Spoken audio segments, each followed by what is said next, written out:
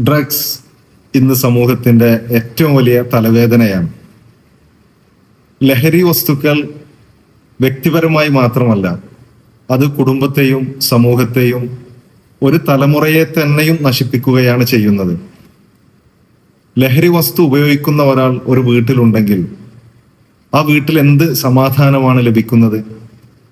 മാതാപിതാക്കളെ കൊലപ്പെടുത്തുന്ന, സഹോദരങ്ങളെ കൊലപ്പെടുത്തുന്ന വാർത്തകൾ നിരന്തരം കേട്ടുകൊണ്ടിരിക്കുന്ന ഒരു കുടുംബത്തിൽ ലഹരി വസ്തുക്കൾ ഉപയോഗിക്കുന്ന ആളുകൾ ഉണ്ടെങ്കിൽ ഒരിക്കലും അവർക്ക് സ്വസ്ഥത ലഭിക്കുന്നില്ല എന്നുള്ളതാണ് വസ്തുത.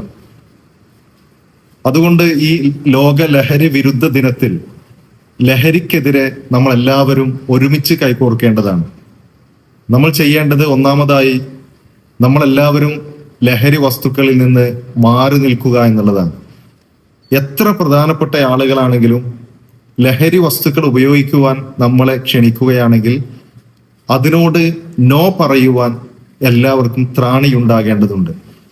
രണ്ടാമതായി ലഹരി വസ്തുക്കൾക്കെതിരിൽ ആളുകളെ ബോധവൽക്കരിക്കലാണ്. ലഹരി പദാർത്ഥങ്ങൾ ഉപയോഗിച്ചാൽ അത് സ്വന്തത്തെയും കുടുംബത്തെയും സമൂഹത്തെയും ഒക്കെ നശിപ്പിക്കുമെന്ന് ആളുകളെ പറഞ്ഞ് മനസ്സിലാക്കുവാൻ നമുക്ക് സാധിക്കേണ്ടതുണ്ട്.